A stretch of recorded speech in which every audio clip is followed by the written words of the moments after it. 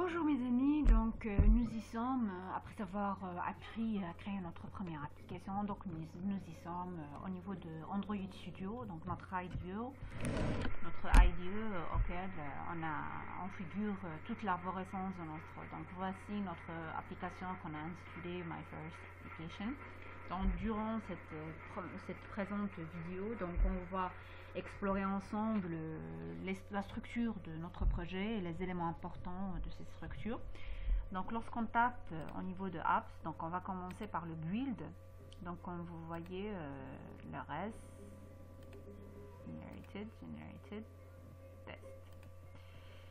Donc concernant le build, donc ce dossier là, donc généralement c'est un dossier qui contient les ressources compilées après le build de l'application. Donc comme on a vu, il est déjà vide parce qu'on n'a pas encore compilé de notre application et on n'a pas encore généré de classe, mais généralement il faut garder en tête que c'est un dossier qui va nous contenir les ressources compilées après le build de notre application et les classes générées par les outils Android comme le fichier r.java qu'on va le voir par la suite et qui nous fait les références aux ressources de l'application.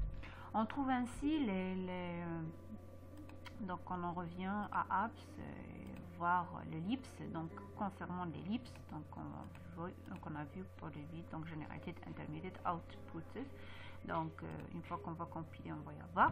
Donc ce fichier, le dossier lib, donc il contient les librairies référencées dans notre code. Donc comme vous le voyez, il est encore vide puisqu'on n'a pas encore tapé tapé de code. Comme vous le voyez, ça c'est un code qui est généré automatiquement lors de la création de notre première application. Le dossier aussi le plus important, c'est la source ou bien le src /main.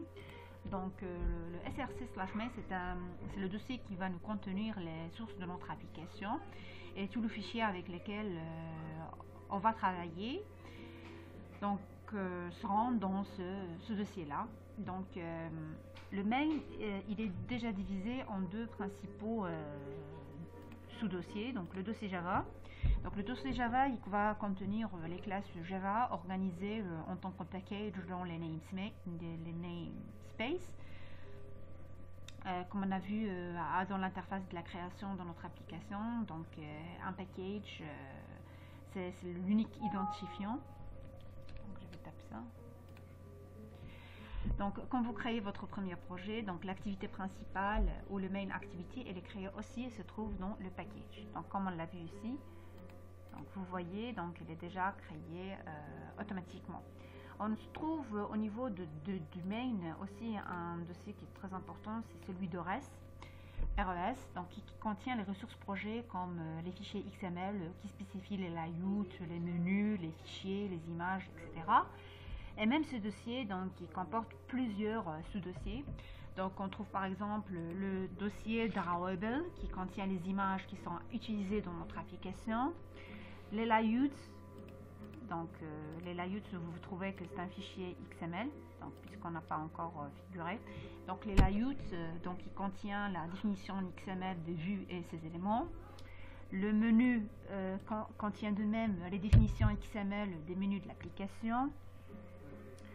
Celles-là, ce sont les différentes résolutions que l'on trouve pour les images ou bien les icônes qu'on va utiliser.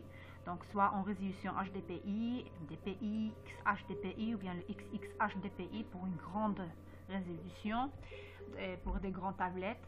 Donc, on trouve de même le dossier value, donc qui contient les fichiers XML qui définit le binôme, le nom et valeur.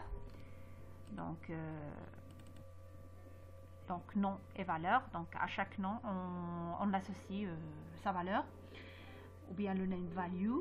Donc ces valeurs peuvent être des couleurs, des chaînes, strings ou des styles. Et on trouve une chose qui est très importante, c'est l'Android manifest.xml qui est un fichier essentiel dans tout projet Android et qui se génère automatiquement quand un projet est créé et auquel on déclare les infos basiques dans un système Android dont il a besoin pour lancer l'application, que ce soit vous trouverez ça application, activity, intent, les permissions, les versions, les package name.